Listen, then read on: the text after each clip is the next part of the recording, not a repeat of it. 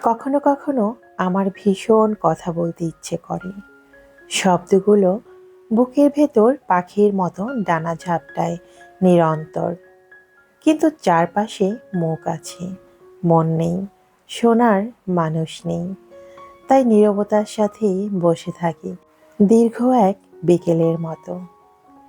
এই পৃথিবীতে কথার চেয়ে বেশি আছে কোলাহল, স্রোতের চেয়ে বেশি আছে ব্যস্ত মানুষের ভিড়। গভীর হয়ে শোনা এমন মানুষ যেন হারিয়ে গেছে কোথাও। তাই নিজের শব্দ নিজেকে ফিরিয়ে দেই নিঃশব্দে।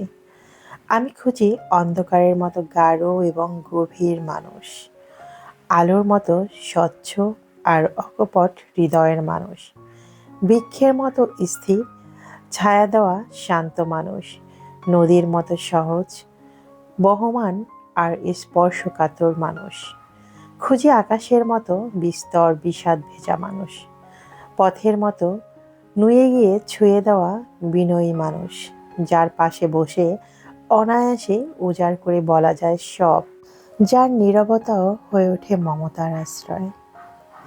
আমাদের প্রত্যেকের বুকের ভেতর লুকিয়ে থাকে একটা ব্যক্তিগত নদী, একটা নিঃশব্দ বৃক্ষ, কিছু আলো, কিছু অন্ধকার, কিছু অনামা পথ, আর বিশাল এক আকাশ ভরা অপ্রকাশিত কথা। আমরা সেই একাকী পথ ধরে হাঁটতে হাঁটতে নিজের সাথেই আলাপ জুড়ে দিই অগোচরে। একাকিত্ব তখন সঙ্গী হয়ে পাশে হাঁটে ধীরে। দিন শেষে একটা জিনিসই বুঝলাম, সত্যি কথা বলার মানুষের বড় অভাব। সুপ্রিয় দর্শক, আসসালামু আলাইকুম। আমি লাকি, ঢাকা থেকে বলছি। লাকি স্পিনি ওয়ার্ল্ডের পক্ষ থেকে আপনাদের সবাইকে শুভেচ্ছা জানাচ্ছি।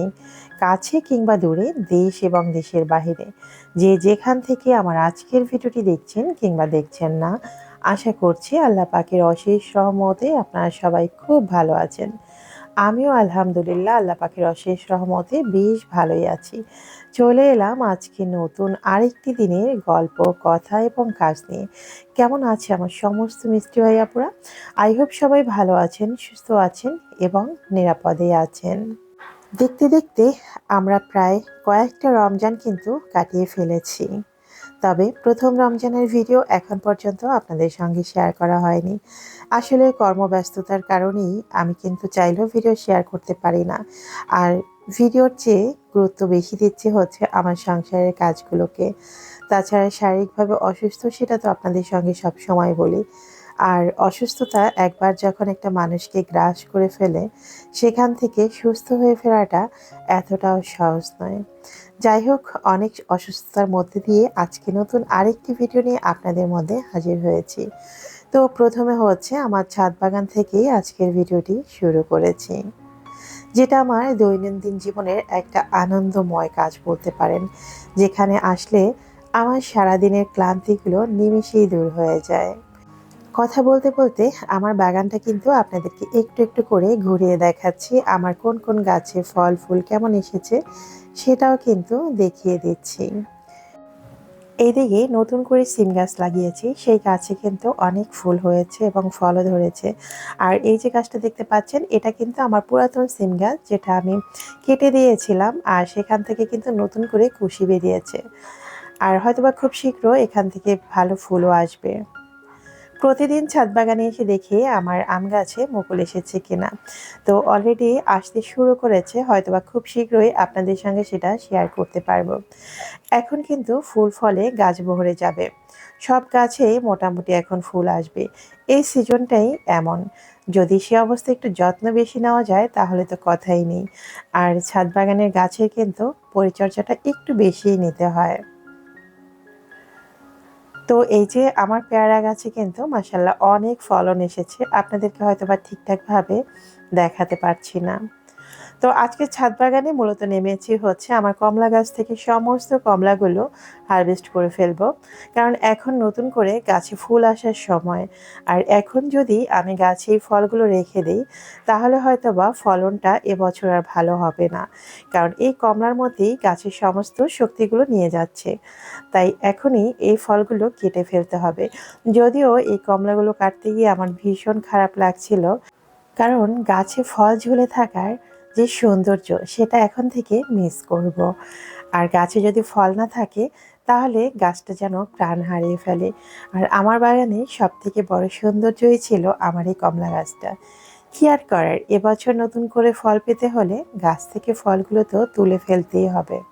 তো আজকে সমস্ত ফলগুলোই হারভেস্ট করে ফেলবো। আর যতটুকু সম্ভব গাছের ছোট ছোট ডালগুলো ছাঁটাই করে দিব।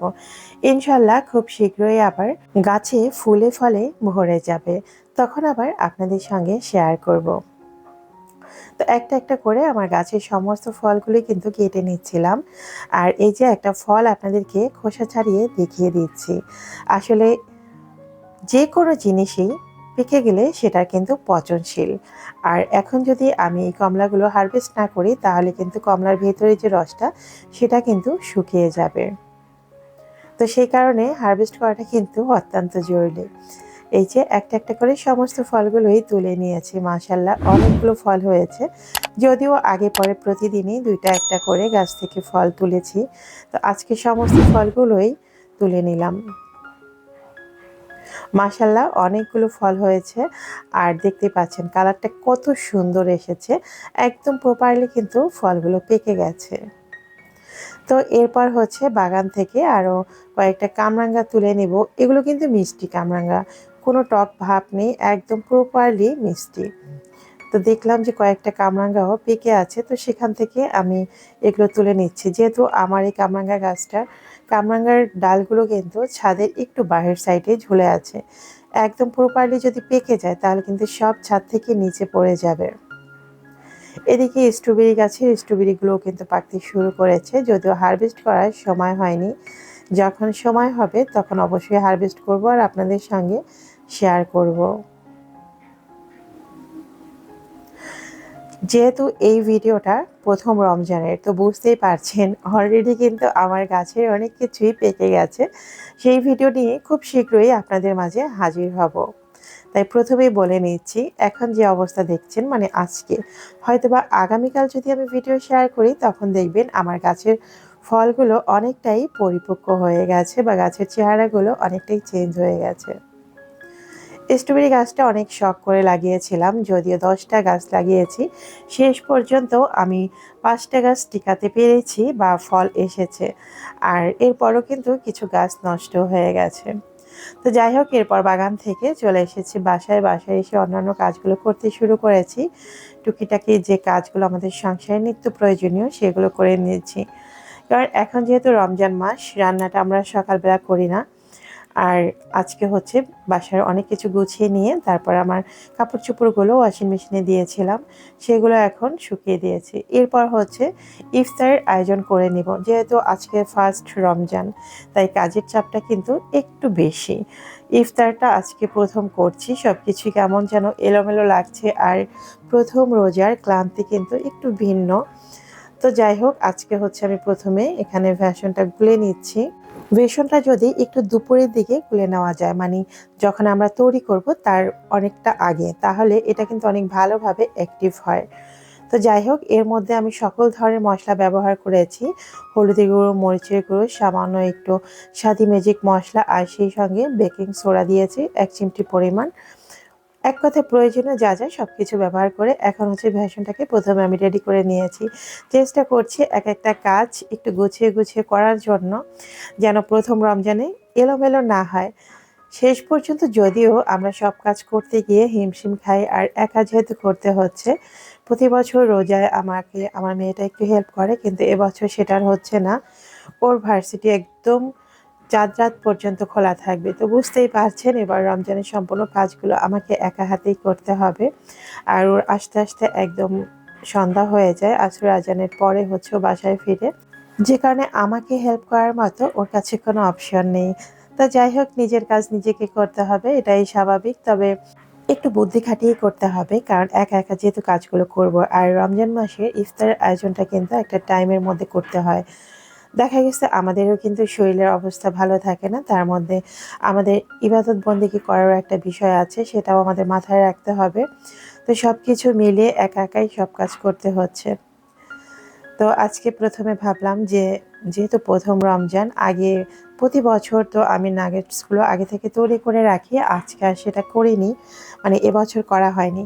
তাই ভাবলাম প্রথম রমজানে আজকে করে রাখি, যখন করব একটু বেশি করেই করি। তো আমি আজকে প্রায় 3টা মুরগির বোনলেস মাংস নিয়েছি, আর এখানে হচ্ছে 6-7 পিসের মতো ব্রেড নিয়েছি, সেটাকে একদম গুঁড়ো করে নিয়েছি। তো এই যে দেখেন, বোনলেস চিকেনগুলোকে আমি ছোট ছোট করে টুকরো করে কেটে নিয়েছি, আর এটাকে ভালো করে ক্লিন করে একটু পানিও ছড়িয়ে নিয়েছি। এখন হচ্ছে এটাকে আমি ভালো করে ব্লেন্ড করে নিব, যেহেতু একত্রে এতগুলো দেওয়া যাবে না, তাই অল্প অল্প করেই আমি এটা সম্পূর্ণরূপে ব্লেন্ড করে নিব। তো চিকেনটা কিমা করার সময় আমি এখানে রসুন, পেঁয়াজ, আদা বাটা সব কিছু একত্রে দিয়ে দিচ্ছি, এতে করে মাংসের সাথে পুরোপুরিভাবে কিন্তু এই মশলাটা মিশে যায়, আর নাগেটসটা খেতে কিন্তু মাশাআল্লাহ অনেক বেশি ভালো লাগে। তো আমি সমস্ত মাংসগুলো এভাবেই মশলা দিয়ে দিয়ে ব্লেন্ড করে নিচ্ছি, আর এক এক করে সেগুলো আমি ব্রেড ক্রামের মধ্যে দিয়ে দিচ্ছি। একদিকে আমি মাংসগুলো কিমা করছিলাম, আর এইদিকে দেখেন মাছি আমাকে কিভাবে ডিস্টার্ব করতেছে। ইদানিং অনেক বেশি মাছির উপদ্রব হচ্ছে। বাসায় এত পরিমাণ মাছি কোথা থেকে আসে আসলে বুঝতে পারি না। চেষ্টা করি সবসময় এগুলো ব্যাট দিয়ে মেরে ফেলার জন্য, তারপরেও মাছি আসবেই। আমার মতো আপনাদের কার কার বাসায় এরকম মশা মাছির উপদ্রব আছে বলেন তো? আমার বাসায় সন্ধ্যার পরে কিন্তু প্রচুর মশার আক্রমণ হয়। এক কথায় বসাই যায় না। তো যাই হোক, এখন হচ্ছে আমি চিকেনের মধ্যে এক এক করে সব ধরনের মশলাগুলো দিয়ে দিচ্ছি। হলুদ গুঁড়ো, লাল মরিচের গুঁড়ো, লবণ, তারপরে দিয়েছি হচ্ছে গোলমরিচের গুঁড়ো সামান্য, এরপর স্বাদি ম্যাজিক মশলা, সকল ধরনের গরম মশলাগুলো কিন্তু একটু একটু করে দিয়ে দিচ্ছি। দারচিনি গুঁড়ো, এলাচ গুঁড়ো, তেজপাতা গুঁড়ো, সমস্ত মশলাগুলোই অ্যাড করে দিব। এক কথায় নাগেটস তৈরি কিন্তু একেবারে সহজ, আবার যদি একা একা তৈরি করতে যান সেক্ষেত্রে কিন্তু একটু কঠিনও লাগে, কারণ যে কোনো কাজ একা করতে গেলে আর যদি অনেক বেশি করেন তখন তো সেটা একটু সময় লাগবে। তো আজকে আমার এই নাগেটসগুলো তৈরি করতে কিন্তু অনেক সময় লেগে গিয়েছিল। তো এর মধ্যে দিয়ে দিয়েছি আমি কিছুটা টমেটো কেচাপ, এরপর দিয়েছি সামান্য একটু ভিনেগার, তারপর দিয়েছি বারবিকিউ মশলা, দিয়েছি লাইট সয়া সস। তো সমস্ত উপকরণ দিয়ে এরপর হচ্ছে একটা ডিম দিয়ে দিচ্ছি। এরপর সমস্ত উপকরণগুলো একসাথে ভালো করে হাতের সাহায্যে মাখিয়ে নিতে হবে। যত ভালো করে ম্যারিনেট করবেন এটার টেস্ট কিন্তু তত ভালো লাগবে, বা সমস্ত মশলাগুলো ভেতরে কিন্তু মিশে যাবে। কিছুটা চিলি ফ্লেক্সও কিন্তু অ্যাড করে দিয়েছি। সেই সাথে আরও কিছুটা লাল মরিচের গুঁড়ো অ্যাড করে দিয়েছি, যেহেতু বাসার সবাই একটু ঝাল ঝাল খেতেই পছন্দ করে। যাদের ছোট বাচ্চা আছে তারা কিন্তু ঝালটা একটু কমিয়ে দিবেন। তো এখন আমি সমস্ত চিকেনগুলো একদম ভালো করে ম্যারিনেট করে নিচ্ছি। আমার কণ্ঠ শুনে কিন্তু নিশ্চয়ই বুঝতে পারছেন আমার ভয়েসটা কিন্তু এখন পর্যন্ত ঠিক হয়নি, আর গলার ভিতরে কিন্তু প্রচুর ব্যথা। কেন জানি না, ঠান্ডা বা ভয়েসের যে সমস্যাটা সেটা একদমই কমছে না। এভাবে আর কতদিন যে ভোগ করতে হবে সেটা আল্লাহ পাকই ভালো জানে। তো যাই হোক, আল্লাহ আমাদেরকে যখন যেই পরিস্থিতিতে রাখুক না কেন সেটা নিয়েই আমাদেরকে খুশি থাকতে হবে, আর এটাই হচ্ছে আমাদের নিয়ম। তো সমস্ত চিকেনগুলো এই যে ম্যারিনেট করে নিয়েছি। তো একটু সহজভাবে করার জন্য আমি হচ্ছে এখানে কিছুটা চিকেন এভাবে বিছিয়ে দিয়েছি। আসলে নাগেটসগুলো আপনারা যে যার ইচ্ছে মতো যে কোনো শেপ দিয়েই তৈরি করে নিতে পারেন। তো আমি হচ্ছে এখানে একটু সুবিধার জন্য এভাবে বিছিয়ে নিয়েছি, যেন দ্রুতভাবে এগুলো কেটে নেওয়া যায় আর এক এক করে এগুলো তৈরি করা যায়। যেহেতু এরপরও অনেক প্রসেসিং রয়েছে, নাগেটসটা তৈরি করার কিন্তু একটা ধাপের পর প্রসেসিং থাকে। তো আমি সেজন্য আজকে হচ্ছে এভাবে কেটে নিচ্ছি একদম বরফির মতো করে। তবে সবসময় আমি হাত দিয়ে বেশি তৈরি করি, হাত দিয়ে নানা ধরনের শেপ দিয়ে থাকি।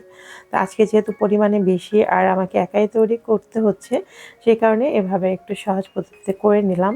আর এটা বসানোর আগে কিন্তু নিচের জায়গাটাতে আমি একটু তেল ব্রাশ করে নিয়েছি। তেল ছাড়া কিন্তু এটা উঠতে চাইবে না, হয়তোবা নিচে কিছুটা লেগে থাকবে।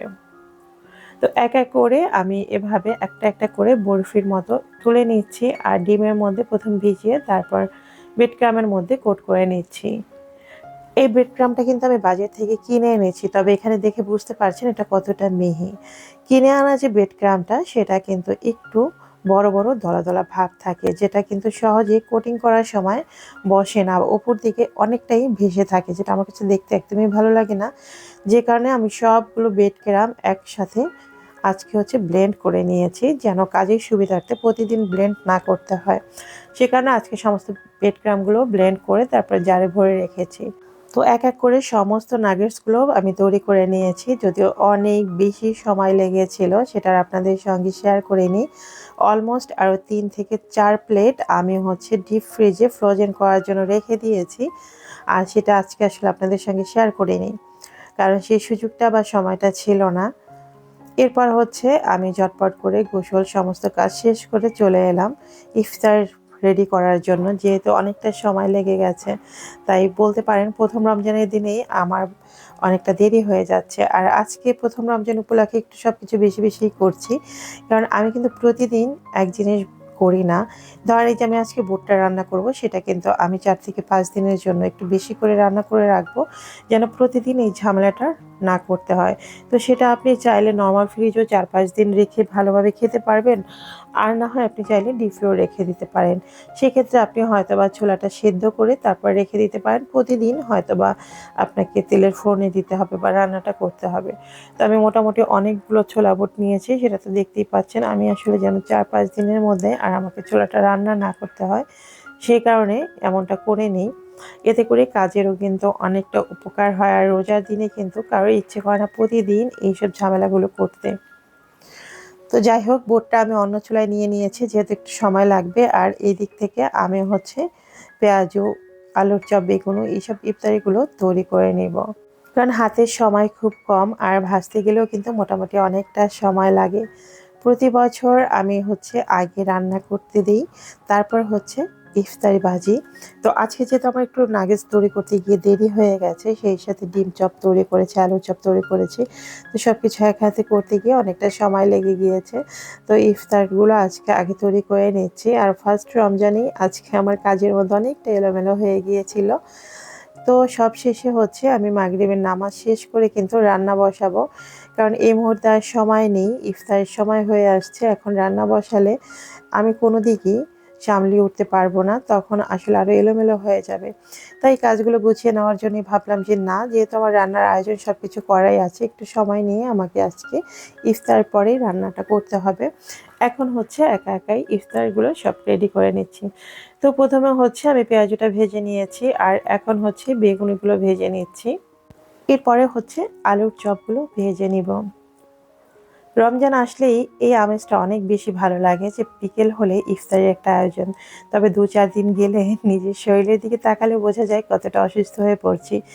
যত যাই হোক না কেন, এই রমজানে কিন্তু ভাজা পোড়া খেতে আমাদের সবারই একটু ভালো লাগে। ভালো লাগলেও স্বাস্থ্যের কথা চিন্তা করে আমাদেরকে মাঝে মাঝে কিন্তু এটা গ্যাপ দিয়ে খেতে হবে। তো আজকে প্রথম রোজা হিসেবে অনেক বেশি আমি তৈরি করে ফেলেছি, যেহেতু প্রথম দিন তাই হয়তোবা এরকমটা হয়েছে।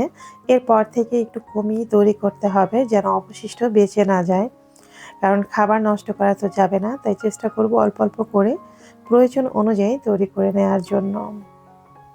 তো এই যে দেখেন, আগে থেকে যেহেতু আমি বেসনটা মেখে রেখেছিলাম, তাই বেসনটা এখন কিন্তু একদম প্রপারলি অ্যাক্টিভ হয়ে গেছে, আর কতটা ফুলে ফুলে উঠছে। তো বেসনগুলো না আগে থেকে এভাবে রেডি করে রাখলে দেখবেন কাজগুলো অনেক সহজ হয়ে যায়।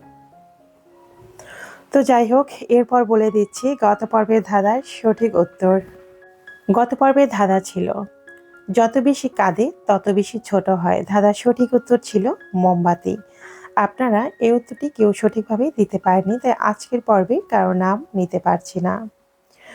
এরপর বলছি আজকের পর্বের ধাঁধা। তার আগে বলে নিচ্ছি, গত পর্বের ভিডিওতে একজন ভাইয়া না আপু জানতে চেয়েছেন এটা আমার ভাড়া বাসা নাকি নিজের বাড়ি। এটা আমার নিজের বাড়ি বলতে পারেন, নিজের বাড়ি বলতে এটা আমার নিজের ফ্ল্যাট। এছাড়াও আমার অনেক আপুরা কমেন্ট করেছেন অনেক সুন্দর সুন্দর করে, যদিও ইদানিং আমি অনেক আপুদের নামে নিতে পারছি না, আসলে সময় স্বল্পতা, যে কারণে আমি ভিডিওই শেয়ার করতে পারি না। তাই কমেন্টগুলোর রিপ্লাই আমি ঠিকভাবে দিতে পারছি না, এই জন্য আমি আন্তরিকভাবে দুঃখিত। এখন বলে দিচ্ছি আজকের পর্বের ধাঁধা। আজকের পর্বের ধাঁধা হচ্ছে, সারা বছর আমাদের বাড়ি পাহারা দেয়, কিন্তু খাবারও খায় না, বেতনও নেয় না। আশা করছি আমার বুদ্ধিমান ভিউয়ার্সরা খুব দ্রুতই কমেন্ট বক্সে সঠিক উত্তরটি জানিয়ে দিবেন। তো এরই মধ্যে আমার ইফতারগুলো একদম রেডি হয়ে গেছে, এখন হচ্ছে টেবিলে নিয়ে সাজানোর পালা। যদিও অসুস্থতার কারণে আহামরি কোনো আয়োজন করতে পারিনি, যতটুকু করতে পেরেছি এইটুকুই আল্লাহর কাছে লাখ লাখ শুকরিয়া আদায় করছি। তো আজকের ভিডিওটি এখানেই শেষ করতে হচ্ছে। দেখা হবে আগামী পর্বে নতুন কোনো ভিডিওর সঙ্গে। ততক্ষণ আপনারা ভালো থাকবেন, সুস্থ থাকবেন। আল্লাহ হাফিজ, আসসালামু আলাইকুম।